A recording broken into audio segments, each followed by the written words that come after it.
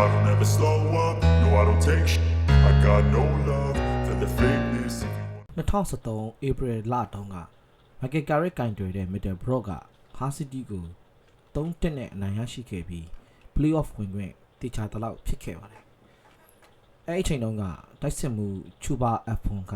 ကျွန်တော်တစ်သက်လုံးအိမ်မက်ခဲ့ရတဲ့နီးပြပါပဲဆိုပြီး Garrett ကိုချီးကျူးခဲ့ပါတယ်။ Garrett ကသူ့ရဲ့နေရာကိုပြောင်းလဲပေးခဲ့လို့တရားဒီတဲနဲ့ League ကို28ဂိုးအထိသွင်းယူနိုင်ခဲ့တာပါ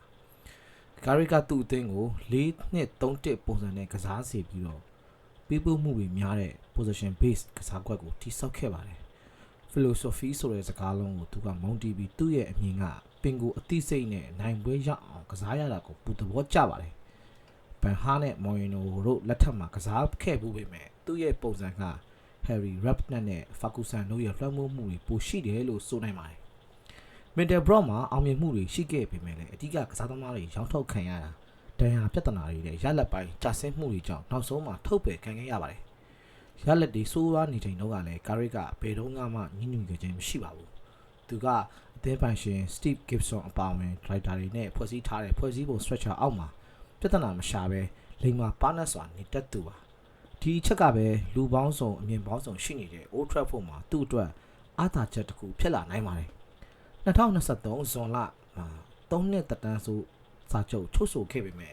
တစ်နှစ်အကြာမှာပဲထုတ်ပယ်ခံခဲ့ရပါတယ်။အကြောင်းရင်းကတော့ရက်လက်ပိုင်းကျဆင်းလာတာကြောင့်လို့ဆိုပါတယ်။ဂျူပီယာလူတန်အောက်စဖို့တို့ကိုဂိုးပြတ်နိုင်မှုတွေရခဲ့ပေမဲ့လည်းဘောက်ဆင်ဒေးမှာ Sheffield Wednesday ကို3-0နဲ့နိုင်ရာကနေ3-3တေချခဲ့တဲ့ပွဲကအလှည့်အပြောင်းဖြစ်စေခဲ့ပါတယ်။အဆိုပါပွဲ20မှာ73ပွဲအထိရှုံးနိမ့်ခဲ့လို့ Playoff မျှော်လင့်ချက်လည်းကုန်ဆုံးခဲ့ရပါတယ်။ Middle Brock ပရိသတ်တွေက Garrett ကိုဆန္ဒပြတာမျိုးမလုပ်ခဲ့ကြပေမဲ့လည်း plan B မရှိဘူးဘေးတိုက်ပေးနေတဲ့ပေးပို့မှု side way